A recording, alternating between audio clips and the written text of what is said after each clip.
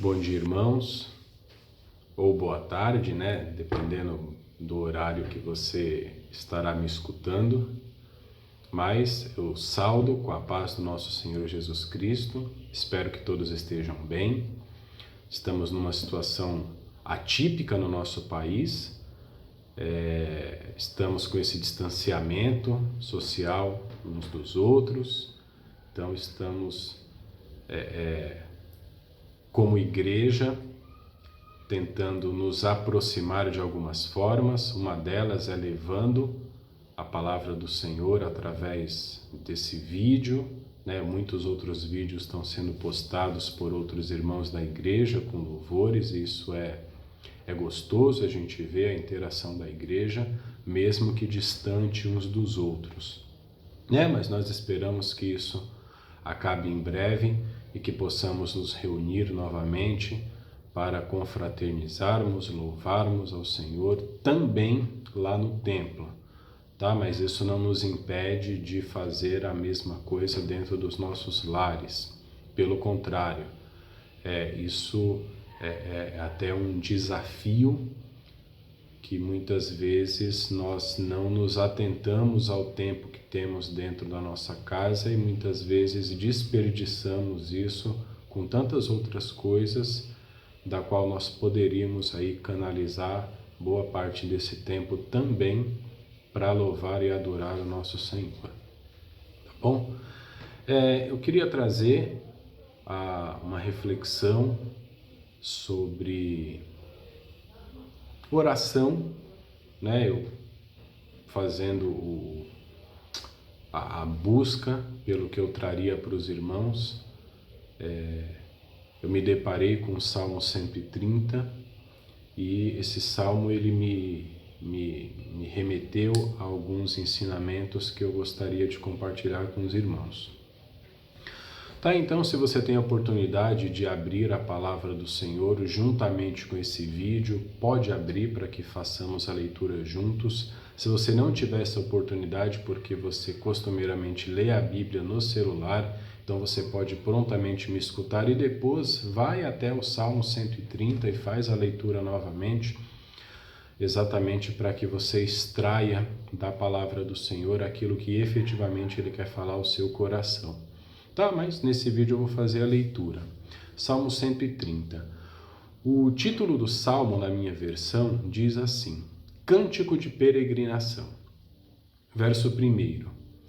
Das profundezas clamo a ti, ó Senhor. Senhor, escuta a minha voz. Estejam os teus ouvidos atentos à voz das minhas súplicas. Se tu, Senhor, observares as iniquidades, Senhor, quem subsistirá? Mas contigo está o perdão, para que sejas temido. Aguardo ao Senhor, a minha alma o aguarda, e espero na sua palavra. A minha alma anseia pelo Senhor, mais do que os guardas pelo romper da manhã. Sim, mais do que os guardas pela manhã. Espera, ó Israel, no Senhor, pois com o Senhor há benignidade e com ele há copiosa redenção. E ele remirá a Israel de todas as suas iniquidades.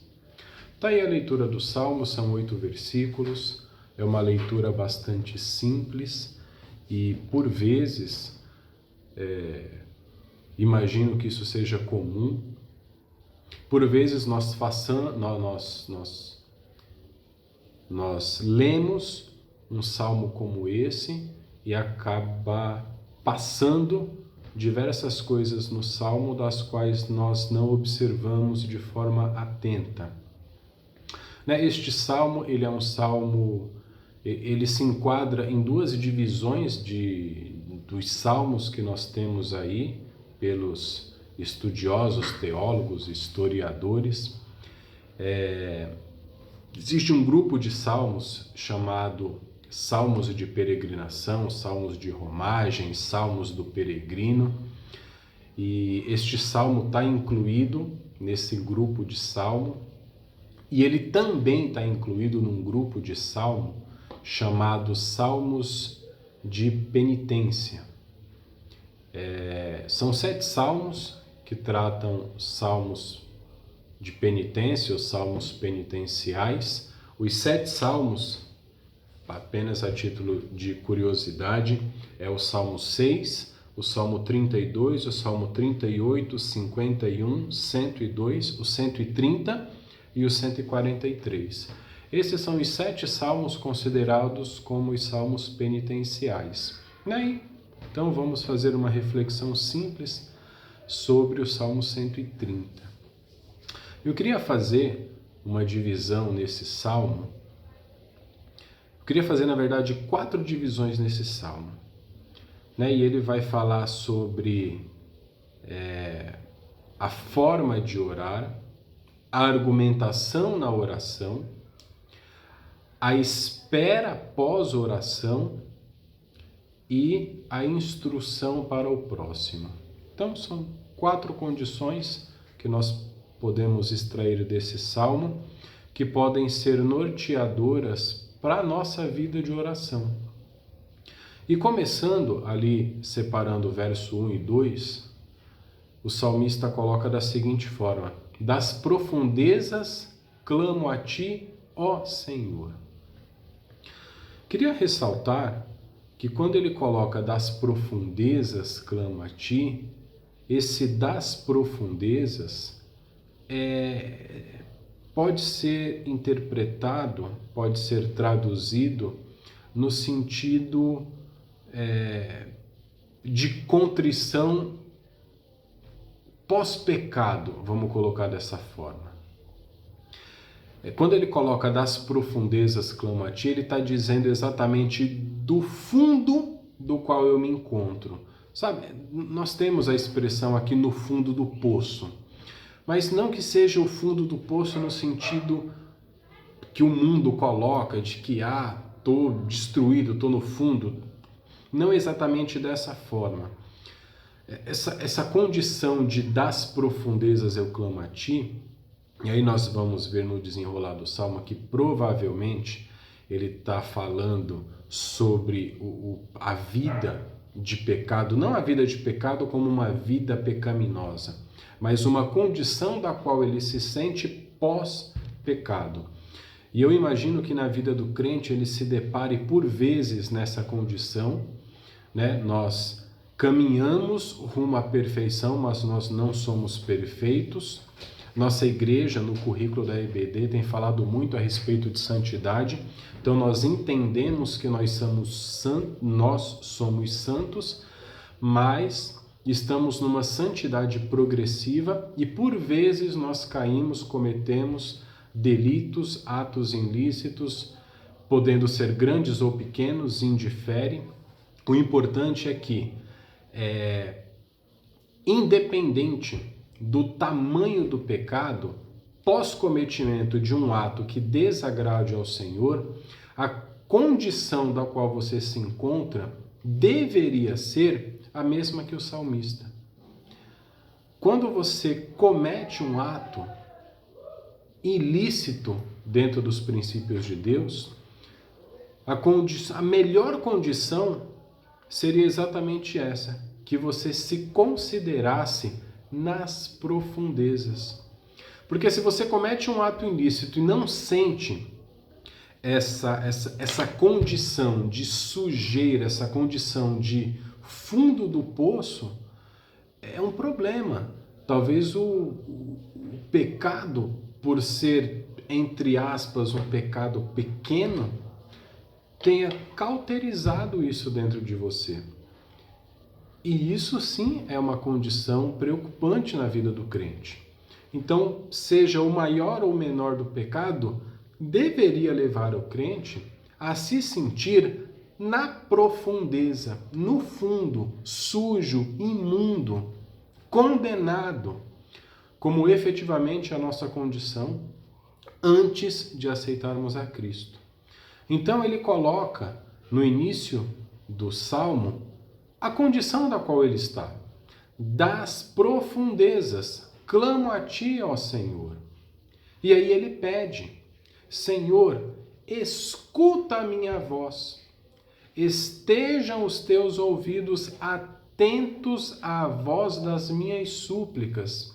E aí nós podemos extrair aqui do final do versículo 2 que de fato o salmista não está numa oração de gratidão, não está numa oração simplista, ele está numa súplica realmente, porque ele está literalmente arrependido do que ele fez.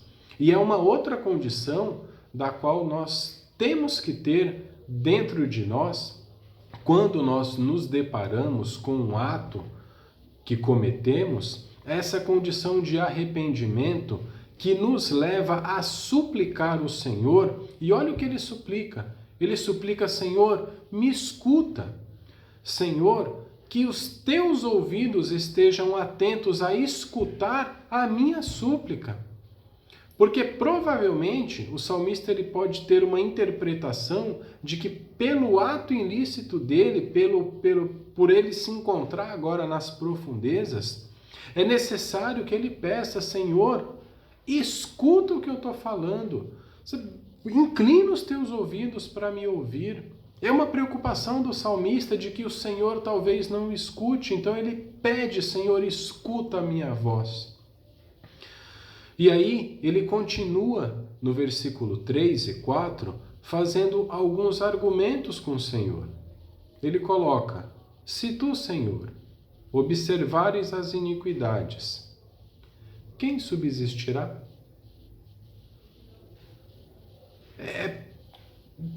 Se a gente olhar de uma forma, é um tanto quanto humorístico, com todo respeito, é claro. Mas olha o que o salmista coloca: Senhor, se o Senhor olhar para tudo que todo mundo faz, quem que sobra? Não sobra ninguém, não sobra eu, não sobra você que está me escutando. Se o Senhor for observar, se o Senhor for olhar atentamente, se o Senhor for olhar com atenção, não que Deus não esteja atento, mas pegando a tradução dessa palavra observares, se o Senhor for olhar com toda a atenção, fazer um confronto entre a lei e o que é praticado aqui, quem seria o cumpridor? Ou quem sobraria? Ou quem seria o justo? Não sobraria ninguém. E aí ele coloca: mas contigo está o perdão, para que sejas temido. Esse versículo 3 e 4, ele traz uma condição bastante importante para uma vida de oração. Por vezes, nós nos colocamos diante do Senhor e pedimos diversas coisas. Eu me lembro que o Marcelo, em um dos seus estudos da EBD, ele falou sobre a respeito do tempo da oração. E o quanto era difícil você ficar 10, 15, 20 minutos em oração.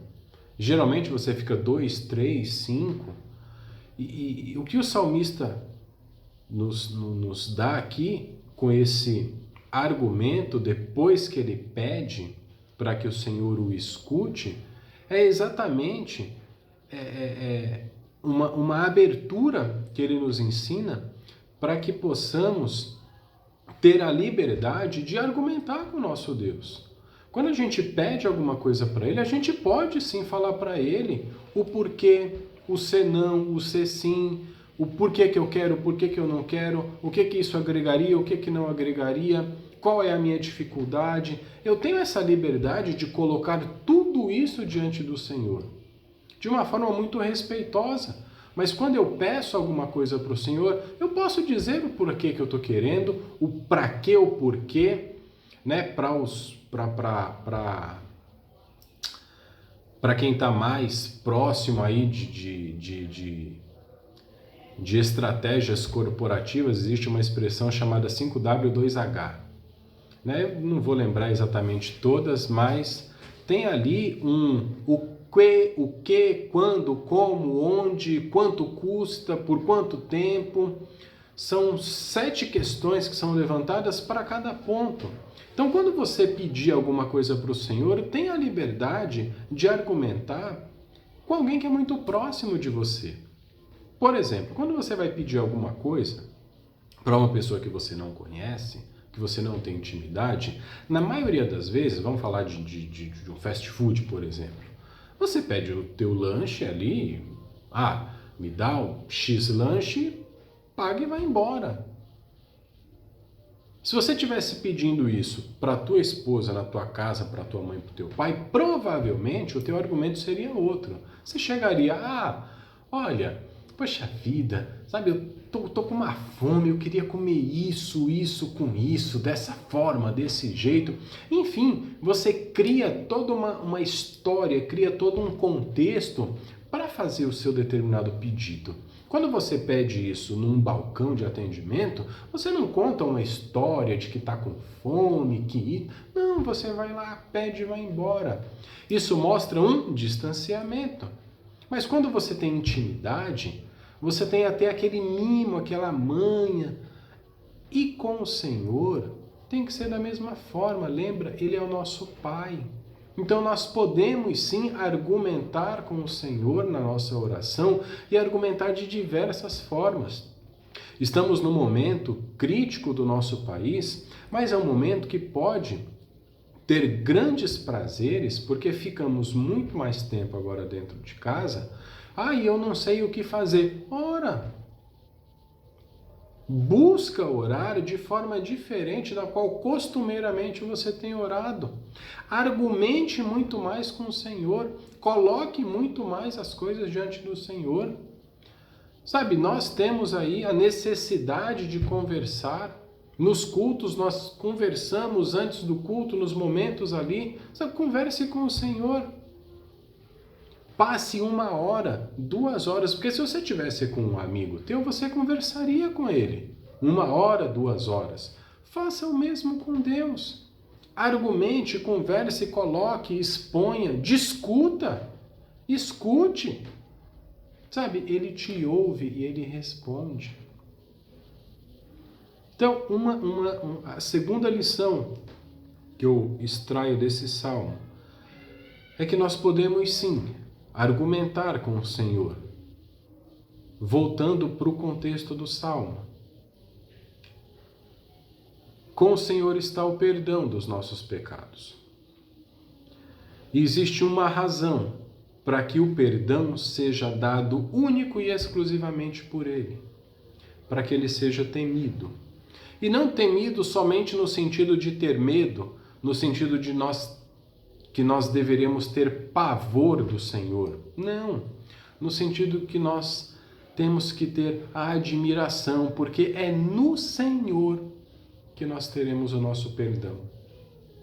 Deus ele enviou Cristo para morrer na cruz, para me salvar e perdoar. Mas foi Ele quem enviou. E se não for por intermédio de Cristo e pela vontade do Senhor, o meu pecado, o teu pecado, não será perdoado. Então é com o Senhor que está o perdão. É com o Senhor. É o único que pode perdoar. Então, só para a gente voltar ao mapa do Salmo. Ele coloca a condição da qual ele se encontra. Das profundezas ele clama.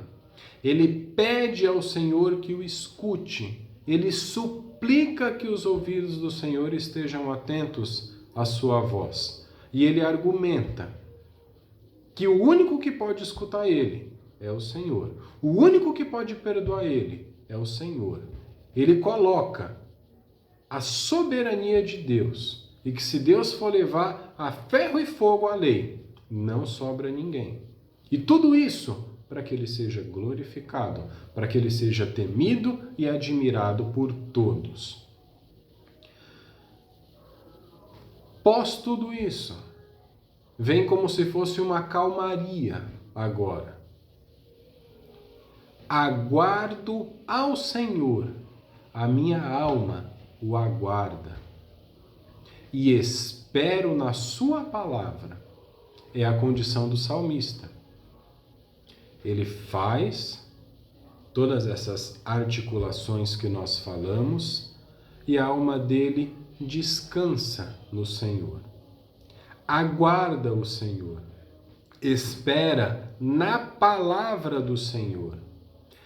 No versículo 6, a minha alma anseia pelo Senhor, mais do que os guardas ao romper da manhã. Aqui ele usa uma metáfora bastante comum nos nossos dias, né? Geralmente a gente vai trabalhar, e, bom, eu praticamente trabalho dentro de casa, talvez não seja o melhor exemplo, mas para quem trabalha fora, existe o ir trabalhar, existe o trabalho e existe o voltar. E um dos principais objetivos de quem está na luta, trabalhando, ou no exemplo que o salmista dá aqui como os guardas, que esperam o romper da manhã, eles anseiam o fim de mais um dia.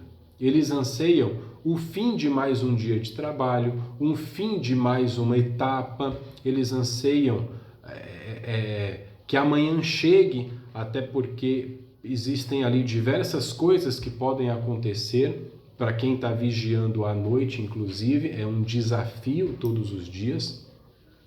Então, o salmista coloca que a alma dele anseia pelo Senhor muito mais do que uma condição dessa. Muito mais. E aí fica uma pergunta: como nós temos ansiado pelo Senhor? Como nós temos esperado no Senhor? Qual tem sido o nosso comportamento ao esperar e aguardar no Senhor? E por fim, no versículo 7 e 8, ele passa uma instrução de tudo isso aqui que ele passou, da condição que ele estava, do pedido que ele fez para o Senhor, de o escutar, da argumentação que ele fez com o Senhor, colocando que com o Senhor está o perdão, da forma que a alma dele anseia e que ele aguarda o Senhor. Ele passa uma instrução agora para o próximo, que você pode passar para a tua esposa, para o teu marido, para o teu filho, para o teu irmão. Ele coloca: espera, ó Israel, no Senhor, pois com o Senhor há benignidade, e com ele há copiosa redenção, e ele remirá a Israel de todas as suas iniquidades. Então observe que depois que o salmista faz a oração, faz toda essa articulação, ele faz um ensinamento. Faça a mesma coisa. Espere, Israel, no Senhor, pois com o Senhor há benignidade e com ele a copiosa redenção. Então, o que nós podemos aprender com esse salmo? Nós podemos extrair dele como construir a cada ato que eu cometo que desagrada ao Senhor uma vida de oração constante. Segunda coisa, a forma com que eu tenho orado. Isso pode ser melhor trabalhado. Terceira coisa, como aguardar a resposta da oração, da mesma forma que o salmista nos ensinou. E por fim, ensinar os outros sobre a oração. E que eles possam esperar no Senhor, pois é no Senhor que eles encontrarão a benignidade e a copiosa redenção que ele coloca. Queridos, o principal objetivo desse salmo é o perdão dos pecados. Mas nós podemos pegar o contexto desse salmo e levar para muitas áreas da nossa vida. Nesta forma que o salmista coloca de ensinar uma das formas que nós podemos ter como exemplo de oração. De novo, o sentido principal é o perdão dos pecados, que deve ser a primícia, deve ser a maior preocupação que o crente tem que ter é com o perdão dos seus pecados e com a certeza da sua salvação. Mas que nós possamos pegar isso como exemplo de uma vida de oração para todas as áreas da nossa vida. Queridos, eu peço que vocês leiam mais uma vez esse salmo. Leia cada versículo. Se quiser fazer a mesma separação que eu fiz a partir de estudos que eu busquei, pode separar 1 e 2, 3 e 4, 5, 6, 7 e 8. Cada tópico vai ter ali uma condição bastante edificante para a tua vida, meu irmão. Que o Senhor te abençoe, que o Senhor nos abençoe, e eu espero que em breve possamos estar juntos lá na igreja, tá bom? Que o Senhor nos abençoe, fiquem com Deus.